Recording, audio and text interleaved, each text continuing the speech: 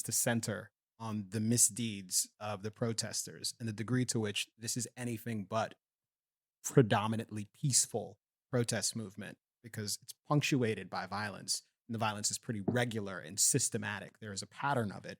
That's a story that is generally not being reported, and to the extent it's being reported, it's being qualified in ways that are incredibly disingenuous. Mhm. And initially it seemed like weird that it was happening.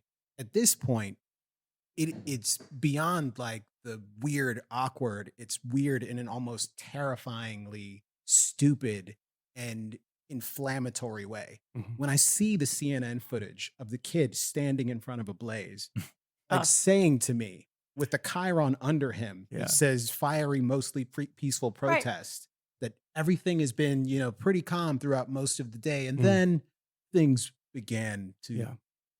escalate as he, gestures to the camera and come on, there's a little bit of fire, but most people aren't hurt. It's obscene. It's absurd. It's obscene to watch so many members of the elite media do this. And it's fairly obvious that what is happening here is that the desire to be on the right side and to promote the cause of Black Lives Matter and social justice, Yeah. and the ostensible motive for these protests and demonstrations, it's obvious. It's obvious that all of these people want to do that, and they don't want to denigrate the movement. Morning, neighbors in San Jose banded together after a few protesters got out of hand. People helped Mayor Sam Liccardo clean up graffiti that had been spray painted on the outside of his home last night. The phrases being removed included profanity and the name Jacob Blake. He's the police shooting victim in Wisconsin. Liccardo said the vandalism does not detract from the Black Lives Matter movement, which he supports. The first thing I saw was actually the video of him talking to journalists, like at local media afterwards. And he's like very calm, and he's like, look, This isn't First Amendment expression. This is vandalism. It is what it is. And members of my community suffer from crime every day. This is certainly not the worst of the crime.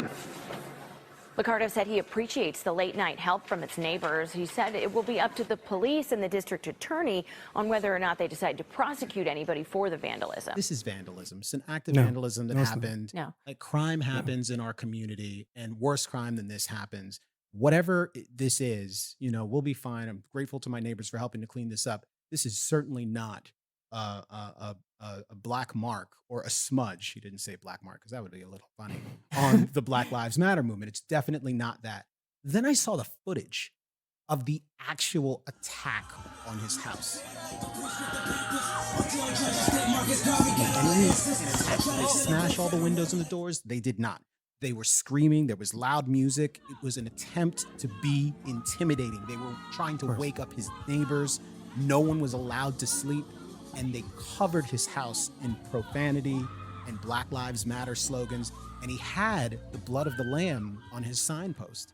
He had a massive Black Lives Matter poster hanging in the window, and they did this shit anyways. Yeah. It is unbelievable. By the way, the violence is the point. I mean, Yes. the intimidation is the point. When you see that person, Vicky Osterwilde or whatever, who wrote the In Defense of Looting, the book isn't in defense of looting. It's in defense of violence. Mhm. And quite explicitly so. This Right. is why violence is necessary. So when people say, oh, it's largely peaceful, well, in Portland, where people like this Vicky Osterwilde exist, I mean, that's the violence is the entire purpose. And it's like the people that walk up to the beefeaters in front of Buckingham Palace. They know they can't move, and they do get close to their face, and they get pictures, and they do funny things, and they look stoically ahead. And that's what the police kind of have to do. Do they always do it? No, they don't. They fail often, to Camille's point. I don't want to make it sound like no one's done anything wrong, but they know what they can get away with and what the other people on the other side, namely the police, cannot. They know that they can set a building on fire with occupants inside of it. It will not get the opprobrium or get the anger of the media in the way that if the police do something of throwing a woman who charges at them on the ground quite aggressively. But here is the thing that I think no one's recognizing. For the media, this is the media's Charlottesville moment. this is Charlottesville. This is what what was the criticism of Trump over Charlottesville? Yeah, good people on both sides. He couldn't fully condemn it, wouldn't fully condemn it.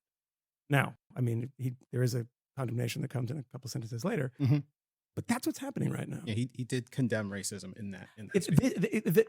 The condemnation is when I talk to people in Madison this day, they say, I understand the violence. I don't agree with it, but I understand it. That you don't get a full-throated condemnation from people because they kind of agree with it, right? They kind of agree with the people that are behind it. The people in the media are far to the left of people in the Democratic Party in general. This is the Charlottesville moment. This is the point where no one can actually say unreservedly, this is garbage and is wrong. What do you get on CNN when you say, well, it's kind of fiery sometimes, but, the Black Lives Matter people are out there and they've got a point and they've got some things like this. There's a point at which something has gone beyond co-opted. Okay, I want to be. That is actually the purpose of it, particularly in Portland. I want to be really clear about what's going on in Portland, and we've talked previously about the history of why this is happening. We're not going to go into all of that here, but you had peaceful protests. That's over, guys. There is a little bit of that. What is happening now is violence. It is violence that is completely not shown in the media. It is crafted by all these independent press corps kids, so the message goes out. They have gone from just assaulting, the police, and the police have had, their legs cut out from under them. They've been defunded. They're down 500 officers. They are constantly chasing these kids around the city, though. So if your car is vandalized or you're being held up, too bad, lady. You do not get a response.